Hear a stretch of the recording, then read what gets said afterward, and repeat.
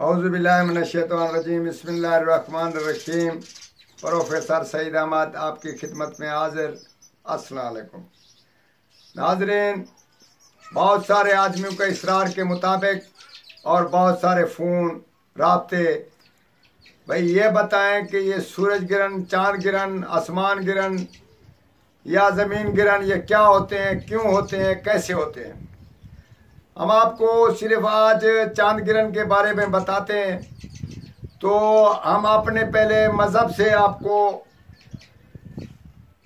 बताएं कि हमारे मज़हब में इसका क्या होता था। जब ये चांद गिरन होती थी तो हमारे नबी अकरम सल्लल्लाहु अलैहि वसल्लम मस्जिद में तशरीफ़ ले जाते और इबादत में मसरूफ़ हो जाते और अल्लाह के हुज़ूर दुआ करते कि मालिक कि हमारे लिए भलाई की, यानी कि भलाई हो और हमारे लिए भलाई होनी चाहिए, यानी कि वो तौबा तैब या इसी वजह से अल्लाह से रहमत की उम्मीद लेकर जाते। तो इससे ये मालूम होता है कि ये जब ये सूरज और चांद गिरन वगैरह होते हैं, आंधियाँ आती हैं, आसमान गिरन होते हैं, उससे बारिशें होती हैं।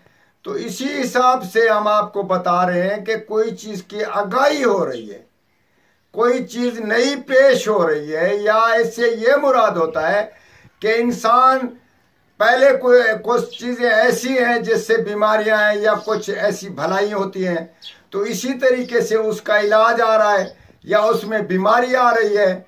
इसी हिसाब से ये इसमें आगाही या अल्लाह ताला कोई चीज़ पेश कर रहा है। तो बहुत सारे आमिल और प्रोफेसर मौजूद हैं इस चीज़ की तहकीक, और एक चीज़ पे यकसा कोई आदमी एक टिक नहीं लगा सकता कि इसमें भलाई हो रही है या बुराई हो रही है, और ना ही उस पे इत्तेफाक है और ना इत्तेफाक कर सकते हैं। तो हम आपको अपने यकीन और अपने तजर्बे के मुताबिक आपको बताते हैं कि चांद गिरन हो या कोई ऐसा आंधी आ रही है या आसमान से गर्ज हो रही है, तो इसी हिसाब में जो चीज़ हमारे नबी अकरम सल्लल्लाहु अलैहि वसल्लम ने फरमाई और हमें बताई उस पे अमल करना ज़रूरी है। जब एक चीज़ ज़ाहिर हो तो उस पे खुशनुदी और खुशी और अल्लाह से तौबा करने की ज़रूर वक्त निकालें और उससे उम्मीद लगाएं कि अल्लाह ताला हमारे लिए भलाई करे।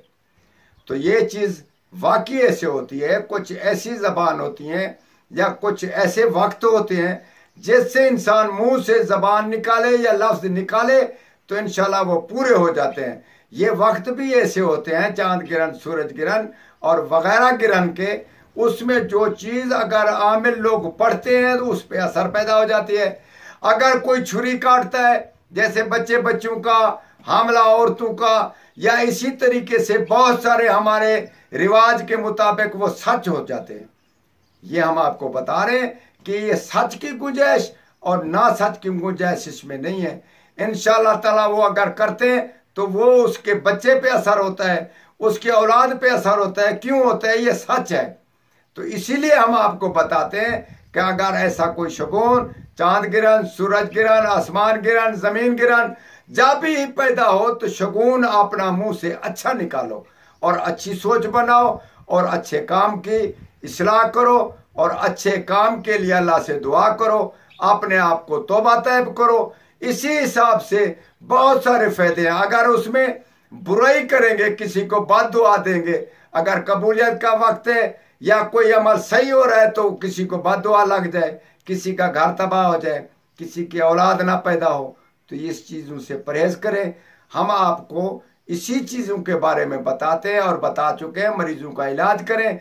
कल इंशाल्लाह ताला इससे और आपको 3-4 फायदे और बताएंगे, और हमारे साथ रहिएगा और हमारे साथ राब्ता करें।